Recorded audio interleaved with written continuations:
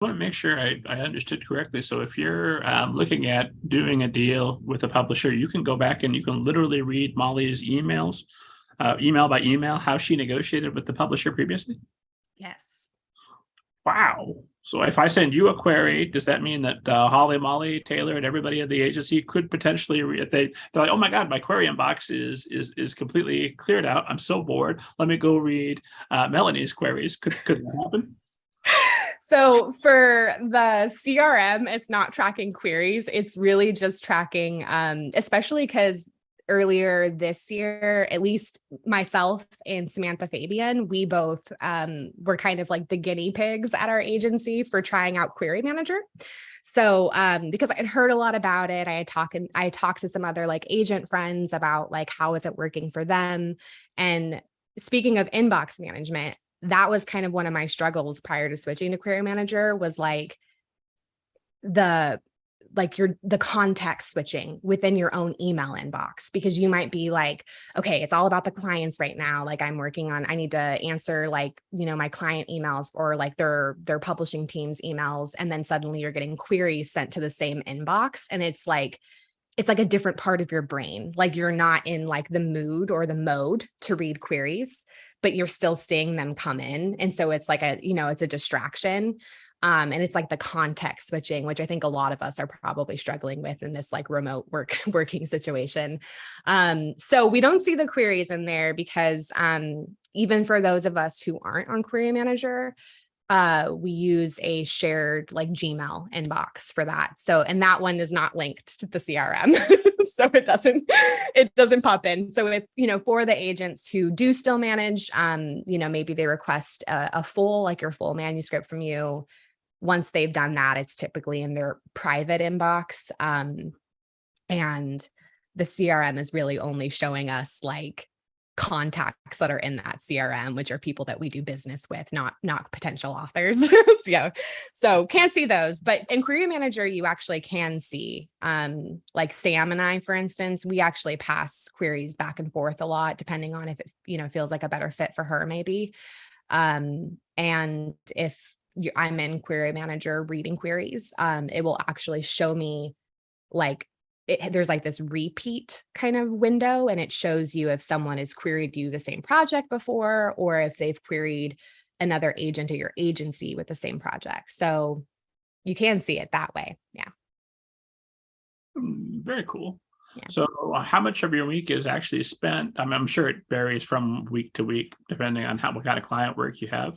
But how much of your week on average are you spending in that Query Manager checking out, looking for new business?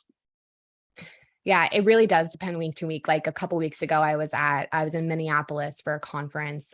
So for those like 2 weeks, I feel like I didn't read like any queries.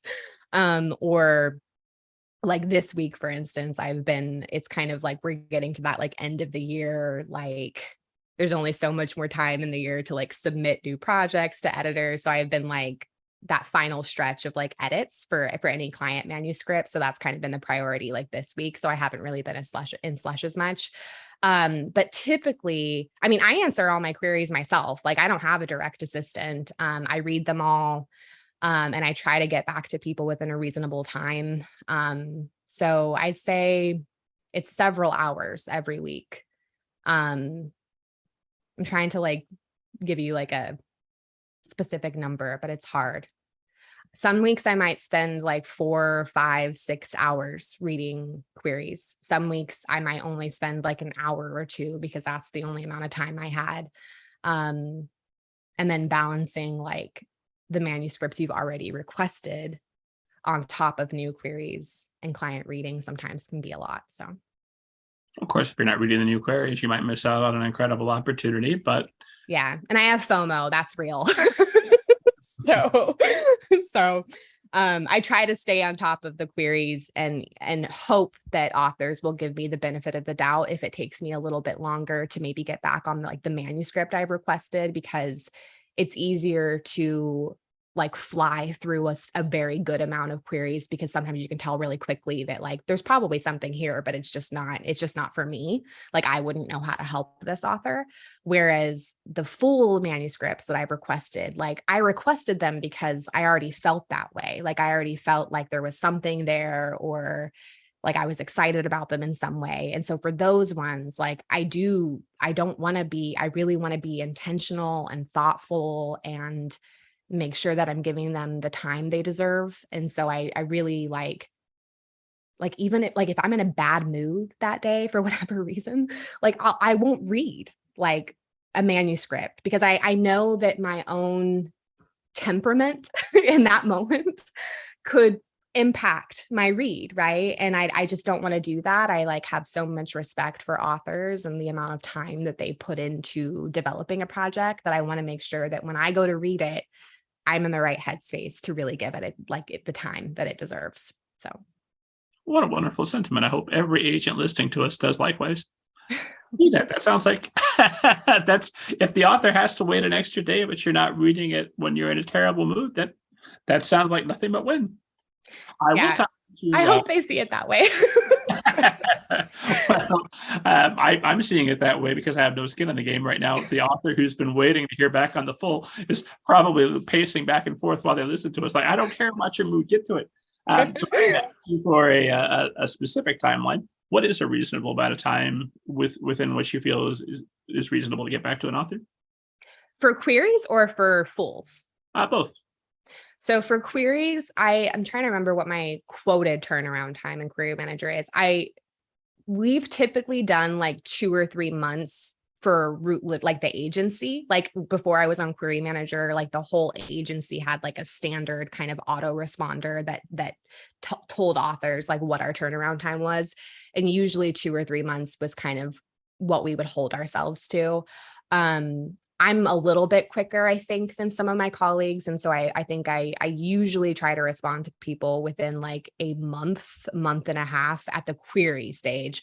Sometimes because of like everything I just mentioned, like I have a couple conferences that month. Maybe I signed a new client that month. Maybe I'm sending out a lot of submissions that month. Like that might mean that month I get almost no reading done, right?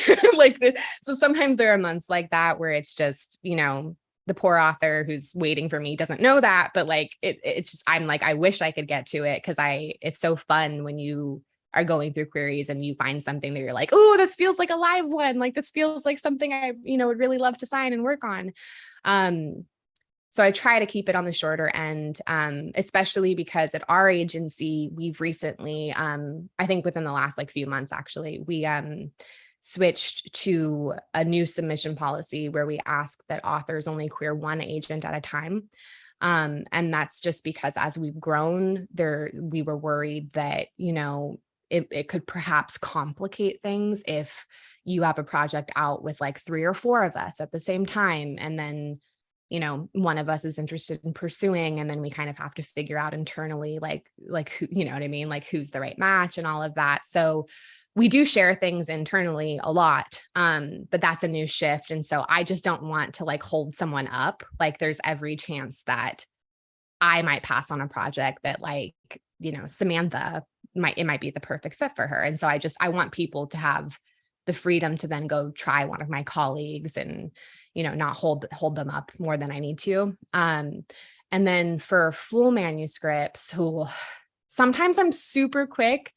But I also like try to go kind of in the order of arrival, like, which is, and then there's like offers of representation show up, and then you have to prioritize those because they have a 2-week deadline and you want to read it before the 2 weeks. So that's a little bit more like all over the map, but, I do try to keep it within like, anywhere from like 2 to like 5 months, right now I have a lot of manuscripts I need to read before the end of the year. But yeah, I try not to hold on to it too long and just honestly ask that like, if you have updates, if you've gotten an offer, if someone's asked you to revise it and resubmit it, just, just keep me in the loop. I always respond to people. So if anyone's wondering like, oh, I haven't heard from her in like 4 months, like I did not forget about it. I still have it. It's on my list. So I always respond to people. It just might take longer sometimes, and people are always welcome to check in. And usually I just tell them like, yeah, no, it's been a crazy few months. I'm sorry. Like, I promise I'm still excited. So, yeah. You say a lot. Again, it's October 27th as we're talking. So between now and the end of the year, how many manuscripts ballpark do you have on the docket? Yeah, I want to say I probably have like 15 manuscripts that I've already requested. And I'm hoping to get back to the majority of those folks by the end of the year. I will say, because earlier I said I don't have a direct assistant, which is true. But Gabrielle, who's one of our agency assistants, does occasionally provide like reading support to me. So in this particular case, I've already like tagged her in and been like, I need your help. So that will help, allow me to get back to all of those folks too. I do read them even when Gabrielle helps. I still also read, but sometimes it's just nice to have like, that extra support, extra set of eyes on a manuscript, someone who might have a different, perspective than you do.